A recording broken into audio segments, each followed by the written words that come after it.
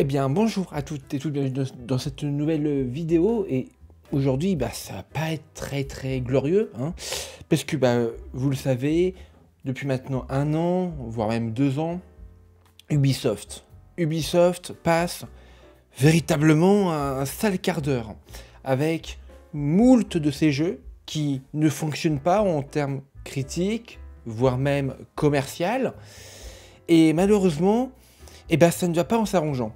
Ça ne va pas en s'arrangeant puisque vous le savez, dans moins d'une semaine, le 20 mars, si je ne m'abuse, sortira sur PlayStation 5, PlayStation 4, les consoles Xbox et PC, le jeu Assassin's Creed Shadows. Et depuis le début, le début de la production du jeu jusqu'à maintenant, décidément, Ubisoft en le chat noir avec ce jeu, entre polémiques, entre dérapages incontrôlés dans les médias, avec moult choses qui ont été dites, qui au final n'ont pas dû être dites, et surtout un manque de respect évident pour la culture japonaise dans le jeu vidéo, malheureusement, ça fait peur, hein. Ça fait très peur. Et depuis lundi 10 mars, un procès a lieu. Regardez, c'est France 24 qui ont dévoilé cette affaire. Et l'AFP aussi. Procès Ubisoft. La justice lève le voile sur des années de harcèlement sexuel et moral. Non mais alors, franchement, non mais attendez. Ça va pas arranger la bourse d'Ubisoft. Ça va pas arranger l'esprit qu'ont les joueurs d'Ubisoft de ces dernières années. Moi, je vais vous dire très franchement, le dernier bon jeu d'Ubisoft, c'est Watch Dogs en 2013. Après, c'est la dégringolade. C'est la débandade. Donc, voilà. Mais ça, là, c'est catastrophique. Regardez.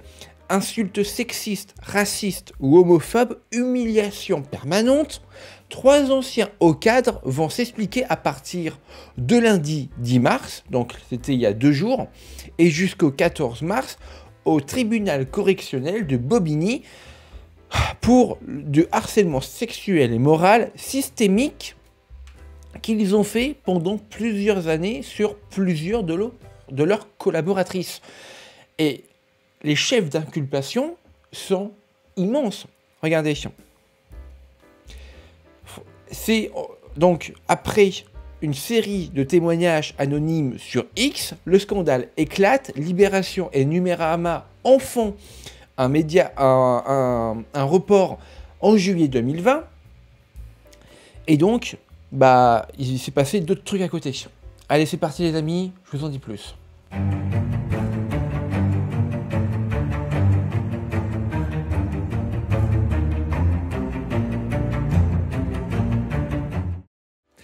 Je vais être honnête avec vous, je n'ai pas les mots.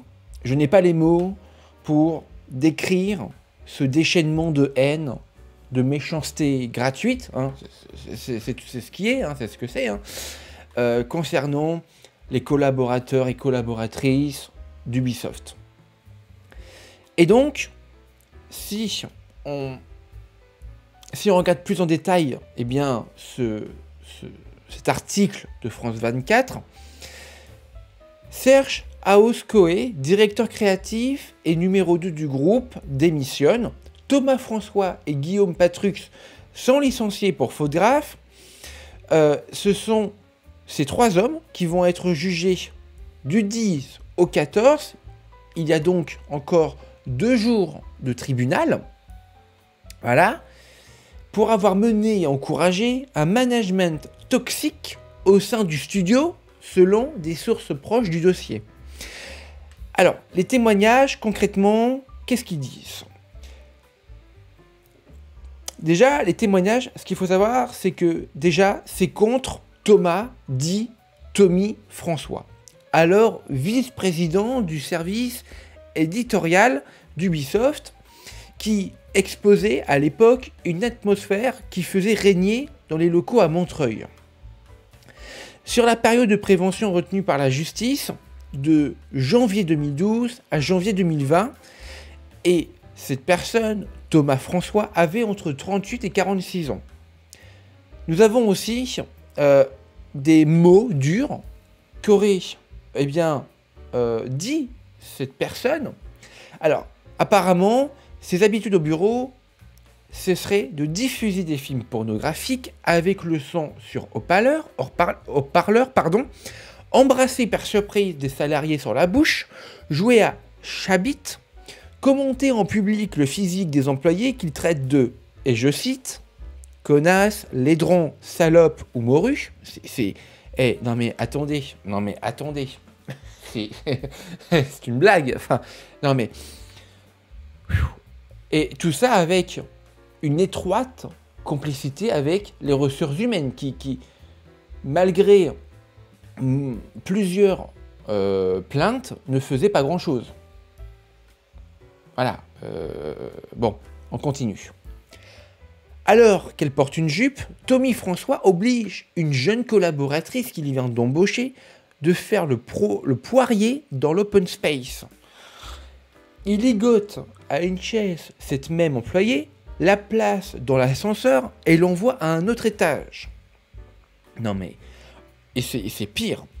Ou encore le barbouiller, j'arrive même plus à lire, excusez-moi.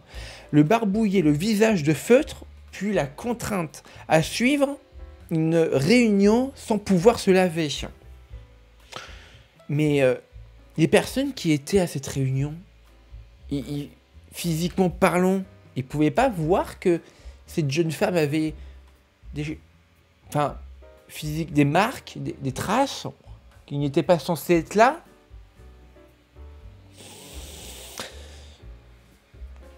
Très bien. Outre ces accusations, il est poursuivi pour tentative d'agression sexuelle ayant voulu, lors d'une fête de Noël, embrasser de force une jeune employée maintenue par d'autres collègues. Ah oui. Il incitait par ailleurs, et je cite, ses subordonnés à agir de même, usant notamment à cette fin de son aura et de sa position hiérarchique élevée au sein de la société, selon l'AFP. Waouh. Ok. Et donc, des dizaines de témoins ont été entendus lors de l'enquête, mais, et je cite, un grand nombre renonçaient à déposer plainte par crainte de réaction du milieu du jeu vidéo. Selon l'AFP, toujours. Et donc, lors de leur audition, ces personnes ont déploré, je cite, l'inertie des ressources humaines, pourtant alertées sur ces comportements. Très bien. À l'initiative des premières plaintes en juillet 2021, le syndicat Solidaire Informatique dénonce, et je cite, les rouages d'un système qui manipule, épuise et broie les travailleurs de l'entreprise. Une des 9 victimes à s'être constituée partie civile, j'ouvre les guillemets, a été l'objet de multiples actes et propos humiliants qui ont causé d'importantes répercussions psychologiques. Toujours à l'AFP, voilà. Bon. Et donc, Serge Aoskoé, je vous rappelle qui c'est, c'était le numéro 2 du groupe, directeur créatif. Voilà. Et donc, cette personne, peu aimable, visiblement, pas très fréquentable, je cite, et j'ouvre les guillemets, nie catégoriquement avoir harcelé une seule de ses collègues. Il nie avoir eu connaissance d'actes répréhensibles commis par différents collaborateurs d'Ubisoft, selon toujours l'AFP. Voilà.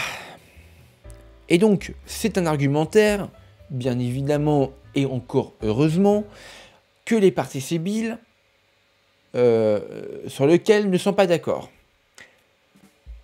Regardez, à partir du moment où c'est quelque chose d'ancré dans l'entreprise et que les dirigeants n'interviennent pas pour faire cesser, c'est systémique à l'entreprise. Commente Madame Charlotte Mérigot, vraisemblablement une avocate dans ce procès. Elle continue.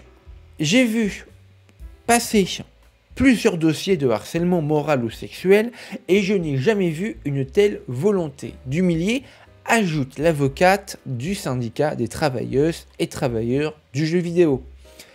Bon, vous l'avez compris, à l'heure où j'enregistre cette vidéo, nous sommes le 12 mars.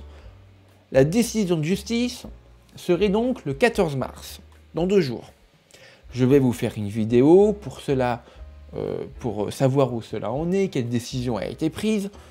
En tout cas, je trouve ça mais complètement scandaleux. Vraiment, ça me répugne au plus haut point. Déjà que Ubisoft sont vraiment dans de beaux draps, mais alors, si ils commencent à faire ça, des trucs comme ça, on va pas y arriver. On va pas s'en sortir.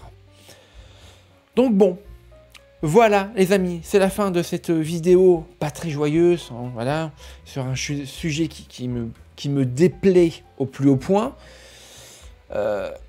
Bon, c'est la fin de cette vidéo. Ciao tout le monde.